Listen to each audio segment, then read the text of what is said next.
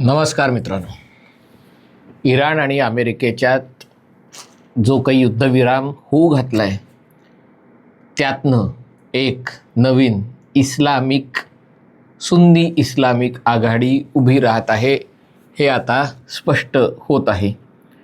हा युद्धविराम करण्यात या सुन्नी इस्लामिक आघाडीने महत्त्वाची भूमिका बजावलेली आहे. आतापर्यंत पाकिस्तान या सगळ्या वाटाघाटींचं नेतृत्व करत होता, त्याच्यामध्ये मध्यस्थीचे प्रयत्न करत होता, पण तरी देखील त्यांना यश नव्हतं. कारण पाकिस्तानकडे पैका नाही आहे, पैसा नाही आहे. ट्रम्प यांना गंडवायला, ट्रम्प यांना भुलवायला त्यांच्याकडे हातात हुकमाचा एक्का नाही आहे. तो हुकमाचा एक्का कतारकडे आहे, सौदी अरेबियाकडे आहे. आणि म्हणूनच असं दिसतंय की शेवटच्या क्षणी ट्रम्प यांचं मन वळवण्यात, इस्रायलच्या विरोधात जाण्यात या देशांना यश आलेलं आहे. आज आणि काल म्हणजे जिथे फ्रान्समध्ये ट्रम्प आहेत तिथून त्यांनी इस्रायलवरही टीकेची झोड उठवलेली आहे. अमेरिका आणि इस्रायल यांच्यामध्ये अतिशय घनिष्ठ संबंध आहेत आणि ही टीका फक्त बेंजामिन नेतान्याहू पुरती मर्यादित नाही आहे. याचं कारण इस्रायलच्या अंतर्गत राजकारणात बरेच मतभेद असले तरी इराणच्या युद्धाच्या मुद्द्यावर अमेरिकेने आपल्याला वाऱ्यावर सोडलं आहे ही भावना इस्रायलमध्ये सर्वत्र आहे. ती डाव्यांमध्येही आहे, उजव्यांमध्येही आहे. आणि ज्या प्रकारे अमेरिका वागलेली आहे हे किमान ट्रम्पकडनं अपेक्षित नव्हतं असं सगळ्यांना वाटतंय. जी भावना आपल्या सगळ्यांची ऑपरेशन सिंदूर नंतर झाली होती तशाच प्रकारची भावना आता अनेक इस्रायली लोकांची झालेली आहे.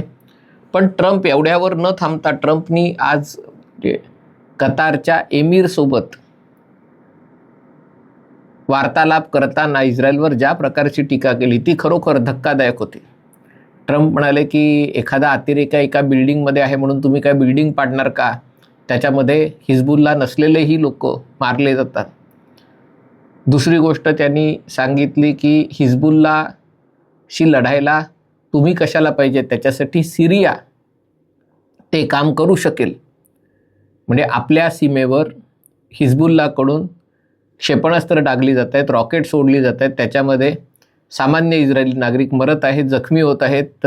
अनेक लोक घरी राहू शकलेले नाही आहेत कारण लेबेनॉनमधनं रॉकेट आलं की अवघ्या 30 सेकंदात ते 45 सेकंदात रॉकेट इस्रायलवर आदळतं. त्याला तुम्ही प्रतिकारच करू शकत नाही. आणि त्यामुळे अनेक जणं गेली 2 वर्ष हॉटेलमध्ये राहत आहेत मध्य इस्रायलमध्ये. आणि त्या हिजबुल्लाशी लढायला सिरियासारखा देश ज्याची स्वतःची सेना नाही आहे, सिरियामध्ये अल कायदा चा एक दहशतवादी ज्याच्यावर अमेरिकेने $10 लाख इनाम ज्याच्या डोक्यावर ठेवलेलं होतं, अल शरा, त्याला अध्यक्षपदी बसवून आता ट्रम्प इस्रायलला सांगत आहे की हिजबुल्लाशी हे सिरियावाले लढतील. म्हणजे 2 दहशतवादी संघटना एकत्र येऊन कोण कोणाशी लढणार हे कोणाला माहिती नाही. पण ही भूमिका त्यांनी घेतली. त्यांनी पुन्हा एका प्रकारे इस्रायलला टोमणा मारताना म्हटलं की मोठं चित्र जे आहे त्याच्याकडे तुम्ही लक्ष द्या. अमेरिका आणि इराण यांच्यामध्ये करार होतोय, तुम्ही त्याच्यामध्ये अडथळा बनू नका. आणि त्यामुळे ही वक्तव्य धक्कादायक आहे. पण ती धक्कादायक नाही तरी कारण त्याच्या मागचा बोलवता धनी तोच आहे जो ऑपरेशन सिंदूर नंतर ट्रम्प यांची जी भूमिका बदलली, पाकिस्तानबद्दल जे त्यांना प्रेम दाटून आलं, पाकिस्ताननी जे काही करायचं ते केलेलं आहे. पण त्याच्यासाठी ट्रम्प यांच्या मशीनमध्ये नाणं टाकण्याचं काम सौदी अरेबियाने आणि कतारने केलेलं आहे.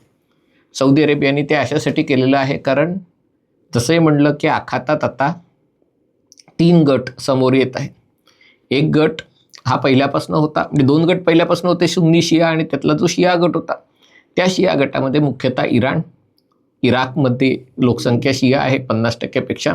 त्यामुळे इराक आणि तिथे शिया संघटना आहेत ज्या इराणशी एकनिष्ठ आहेत.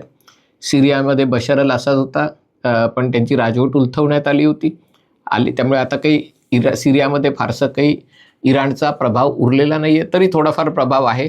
लेबेनॉनमध्ये हिजबुल्ला आहे आणि या युद्धात इराणने असं दाखवण्याचा प्रयत्न केला की हिजबुल्लावर हल्ला हा आम्ही इराणवर हल्ला समजू, आणि जर तुम्ही हिजबुल्लावर आणि त्याच्यातही राजधानी बैरूतवर हल्ला केला तर त्याच्यासाठी आम्ही इस्रायलवरही किंवा अमेरिकेच्या तळांवरही हल्ला करायला मागे पुढे बघणार नाही. नंतर येमेनमध्ये हुती आहेत. सुरुवातीला याच्यामध्ये हमास आणि इस्लामिक जिहाद वगैरे पॅलेस्टिनी संघटना होत्या, पण त्या सुन्नी आहेत, म्हणजे त्या शिया नाहीत. हा सगळ्या शिया लोकांचा एक गट आहे.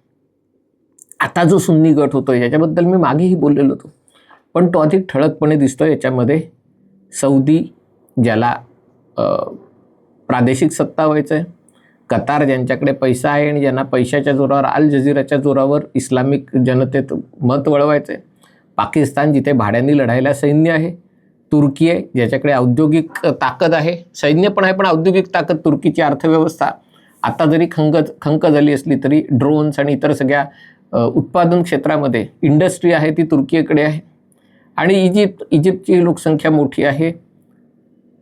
आणि त्यामुळे हे देश एकत्र येऊन त्यांनी या वाटाघाटीमध्ये महत्त्वाची भूमिका बजावलेली आहे. या देशांनी वैयक्तिकरित्या देखील इराणशी करार केलेले आहेत. कतारनी तर इराणशी पडद्यामागून करार केला, कारण साऊथ पारस गॅस फील्ड आहे ते कतार आणि इराण यांचं कॉमन गॅस फील्ड आहे, आणि त्यात जसं म्हणलं एकाच ग्लासात दोघं स्ट्रॉ टाकून कोल्ड्रिंक पितात.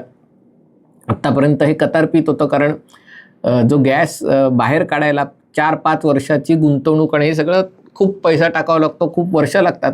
मग तुम्ही जो नैसर्गिक वायू आहे तो बाहेर काढून त्याचं द्रवीकरण करून मोठ्या टँकरवर लोड करून तो विकू शकता. इराणकडे ही गुंतवणूक नाही आहे आणि त्यामुळे इराण या नैसर्गिक वायूच्या क्षेत्रात फारसं काही करू शकत नाही आहे. पण ते पोटेन्शियल त्यांना दिसतं आहे. पण कतारनी जेव्हा इराणनी या वायूसाठ्यावर हल्ला केला होता तेव्हा त्याच्यावर हल्ला न करण्यासाठी वगैरे म्हणून त्यांना खंडणी देऊ केली होती.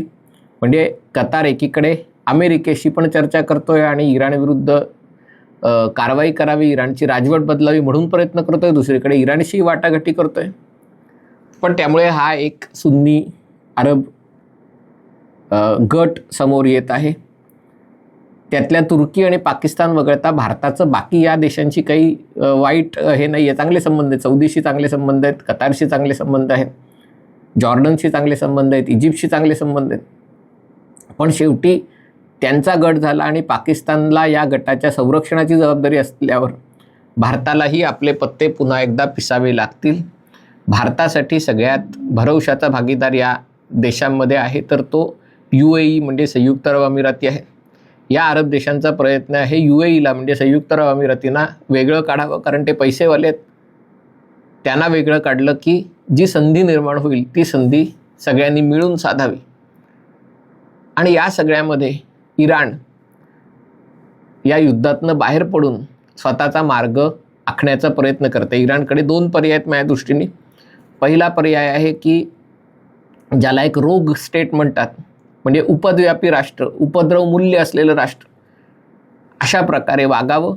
ते का वागावं? कारण एक त्यांना असं सांगता येऊ शकतं की अमेरिकेवर भरोसा ठेवता येत नाही. अमेरिकेने आत्ता जरी करार केला तरी उद्या येऊन ते तुमच्या पाठीत सुरा खुपसणार, याच्याबद्दल काही मला खात्री आहे. आणि त्याच्यामुळे जरी आत्ता करार झाला असला तरी इराण काय करेल तर लगेच बॅलिस्टिक मिसाईल क्षेपणास्त्र बनवण्याचा प्रयत्न करेल, चोरून अण्वस्त्र परीक्षण करण्याचा प्रयत्न करेल, या प्रदेशातल्या दहशतवादी संघटनांना मदत करायचा प्रयत्न करेल, वरकरणी तेलाच्या विक्रीतनं पैसे मिळवण्याचा प्रयत्न करेल. म्हणजे एका प्रकारे रोग स्टेट म्हणून इराण करण्याचा प्रयत्न करेल. दुसरा मार्ग इराण समोर दिसतोय तो म्हणजे इराणचं आर्थिक नुकसान जबरदस्त झालेलं आहे आणि त्यामुळे एक हीच ती वेळ असं ओळखून अमेरिकेशी एका प्रकारे तह करून जे आत्तापर्यंत 47 वर्ष जी एक खुनशी राजवट इराणनी चालवली त्याच्यातनं बाहेर पडणं. पण त्याच्यातही रिस्क आहे की अमेरिका जरी आपण म्हणजे हात पुढे केला तर अमेरिका हात ओढून आपल्याला पाडेल ही भीती आहे. पण हे 2 मार्ग इराण पुढे आणि त्यामुळे इराण पुढचे काही महिने काही वर्ष आपल्या जखमा चाटण्यात आणि बरा होण्यात त्याला वेळ लागेल. तिसरा जो गट आहे तो तसंही म्हणलं की आता एकीकडे इस्रायल आहे, त्याच्या दुसरीकडे UAE आणि बहरीन आहे.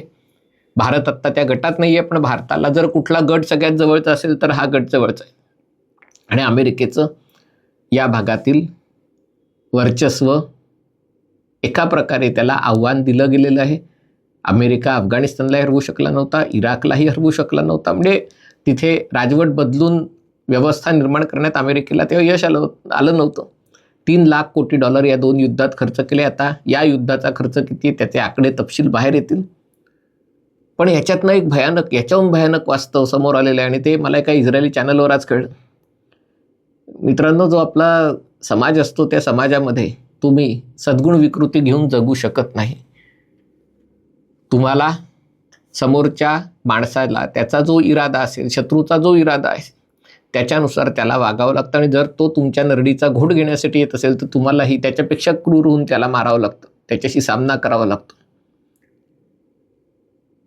जसं आपण अधिक शिक्षण घेतो, अधिक सुशिक्षित होतो, सुसंस्कृत होतो, तशी आपली मारण्याची इच्छा, त्याच्यासाठी जी जिगर असते, त्याच्यासाठी जो एक भाव असतो तो आपला कमी होत जातो. युरोपचा तो भाव, युरोपनी तर कोट्यावधी लोकांना युरोपीय सत्तांनी मारलं, त्यांच्यावर राज्य केलं, त्यांचं शोषण केलं. पण दुसऱ्या महायुद्धानंतर युरोपला युद्ध लढायची इच्छा निघून गेली. आता तीच अवस्था अमेरिकेची होताना दिसते. आणि याचा अर्थ असा आहे की आखातात जिथे जर तुम्ही म्हणजे एक दान शुफ्तान म्हणून एक इस्रायली इंटेलिजन्स एजन्सीचे होते, त्यांचंच हे वाक्य मी माझं नाही सांगत आहे की जर तुमचे शेजारी तुम्हाला घाबरत नसतील तर तुम्हाला घाबरण्याची गरज आहे. कारण ते जर तुम्हाला घाबरले नाहीत तर दुसऱ्या दिवशी ते तुमच्या घरावर चाल करून येतील आणि तुम्हाला काळजी करण्याचं गरज आहे. आणि त्यामुळे अमेरिका जर या युद्धातनं स्वतःचा हात काढत असेल, युरोपनी युद्ध लढायची इच्छा गमावली असेल, तर आखातात जी काही वादळे येणार आहेत, जी काही उलाढाली होणार आहेत, त्याचे परिणाम आखातावर अवलंबून असलेल्या सगळ्या देशांना सहन करावं लागणार आहे. भारत आखातात नाही आहे, पण आखातावर अतिशय मोठ्या प्रमाणावर भारत अवलंबून आहे. आणि त्यामुळे या ज्या घडामोडी आहेत युद्धानंतरच्या, युद्धविराम झाल्यानंतरच्या, त्याच्यावर बारीक लक्ष ठेवण्याची गरज आहे. युद्ध संपलं म्हणून काही सगळं शांत झालं, सगळं आलबेल झालं असं नाही. खऱ्या घडामोडी तर आता कुठे सुरू होत आहेत. हा व्हिडिओ आपल्याला आवडला असेल तर कृपया लाईक करा, शेअर करा आणि हे चॅनल सबस्क्राईब करण्याची विनंती आहे. तुर्तास इथेच सांगतो. पाहत रहा MH48.